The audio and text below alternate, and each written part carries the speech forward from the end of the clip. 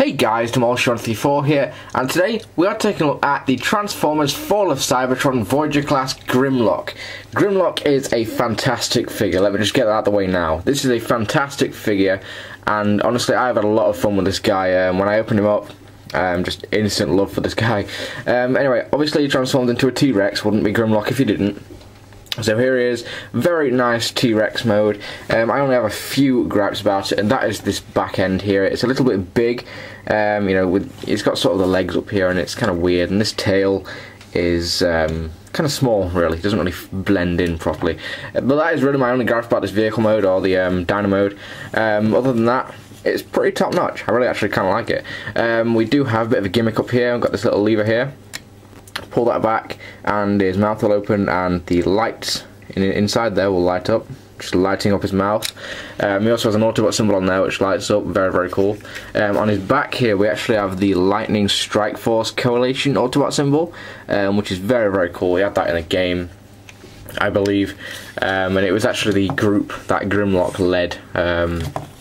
Before they became the Dinobots, he led the Lightning Strike Force Coalition. But for the rest of the figure, we do have some really nice red paint apps to sort of show the energon flowing through him, which are really cool. They're actually a really nice bright red. Really do dig these. And basically, the plastic on here, it's not really a dull grey. It's more of it's kind of a shiny-ish grey, sort of like a gunmetal grey. And he doesn't have a lot of this sort of white plastic going around him, which I am glad about. I thought he was going to have much more of that, but yeah, he is fairly nicely painted. Another gripe about it, to do with the colours, is basically the shade of sort of mustardy gold they used. I'm not a huge fan of that, but you know, Hasbro. But there we go, there is Grimlock in his vehicle mode, very cool. So let's get him transformed into his robot mode. Grimlock's transformation is actually fairly simple, and I actually really like it. It's fairly satisfying. Anyway, first thing I'm going to do is going to come back here, going to split this entire tail section, just rotate them out. Then I'm going to flip all the pieces out here, and these will be his legs. Flip these out, and they do sort of click in, and there we have the legs for Grimlock. Sort of get him to stand up a little bit. Then what we're going to do is we're going to come around here, going to unpeg this section from here, rotate it out, and then we're going to fold it down. It's on a little bit of a ratchet joint. We're going to fold that all the way down, and we can rotate it. Do the same on the other side. I'm going to pull this out and rotate it on the ratchet joint, facing downwards. Then we can fold these forwards, and these will obviously become his arms. I'm going to take this little back claw here, push that out.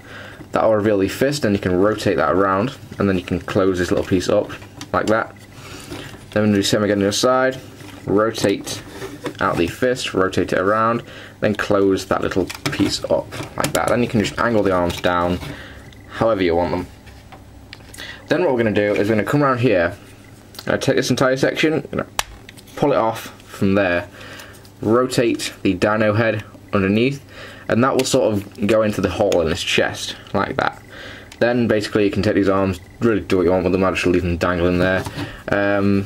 And there is Grimlock in his robot mode. So like I said earlier, it's a simple transformation that gets the job done, and it gives him an awesome looking robot mode.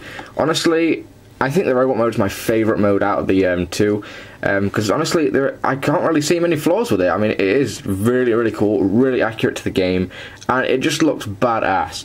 Now, he does come with two weapons. He comes with a sword that he had in the game, and a shield that he also had in the game.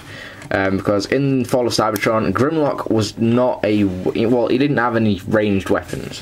He was a sword and shield guy, he was a brawler, and basically he only had the sword and the shield throughout his entire level, which honestly, I like that. It was a nice change of pace for the game, and if you wanted to use sort of ranged weapons, you had to actually pick another Decepticon up and throw the Decepticon, or the Insecticon, whoever he was fighting at the time. So he actually had to pick enemies up and throw them as ranged weapons, which I thought was just really cool.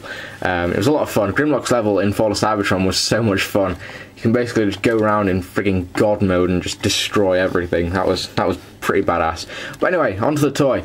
Robot mode is very cool. We've already established that. He still has the Lightning Strike Force Coalition Autobot symbol on him. We have the new weapons, which look really cool. My only gripe about the weapons really is that the shield is a little bit too small. I mean, Grimlock's got a lot of presence about him in this robot mode, and this shield just seems a little bit puny to me. I don't know, but the sword is badass. I mean, yeah. That's a pretty cool sword. In terms of molded detail, Grimlock has got quite a lot of molding on the head. He's got a very cool head sculpt. We have some nice molded detail in the chest there. Nice Autobot symbol, Lightning Strike Force Coalition symbol. We have some more molded detail down in the abdomen. Down here, on the legs, we have more Energon sort of stuff. So very, very cool. There's a fairly decent amount of detail, to be honest. For articulation, Grimlock's head is on a ball joint, so you can rotate it any which way you want. He has got a joint up here, can rotate 360 degrees. He also has a bit of a ratchet joint, so he can bend outwards like that. Unfortunately, on mine, it's extremely stiff, and I feel like I'm going to break it at times. So if be careful on your figure. If the ratchet joint's really stiff, don't strain it. He has got a rotation joint here, bend at the elbow, and the wrists can rotate 360 degrees. That's really due to the transformation, but hey ho. We have a joint up here, can rotate there. He's got a bit of a ratchet joint, bend in and out. He's got a thigh rotation, bend at the knee, and he also has a bit of more sort of articulation with the leg here. That's really due to the transformation, but do what you want with that. And the feet do pivot in and out. That's really due to the transformation as well. So we have some fairly decent articulation. In fact, you can actually get him into some pretty badass poses. For a quick size comparison, you can see that Fall of Cybertron Grimlock is in no way a small figure. I mean, here he is next to the Fall of Cybertron Deluxe Optimus Prime, which is about regular size for a deluxe figure nowadays, and you can see that the Voyager figures are getting bigger, finally.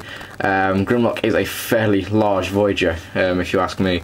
He's got a lot of presence about him, and is actually in scale to the game because Grimlock was huge in the game. But that is it for Grimlock. Overall, a fantastic figure, and I really, really highly recommend you pick this guy up. You will not be disappointed. You can get him from Kapow Toys about now. That's where I got mine from, so before you ask, I got this from Kapow Toys. So take a look. He is very, very cool, and I'd really highly recommend him. So thank you for watching, guys, and I will see you guys in the next one. Take care.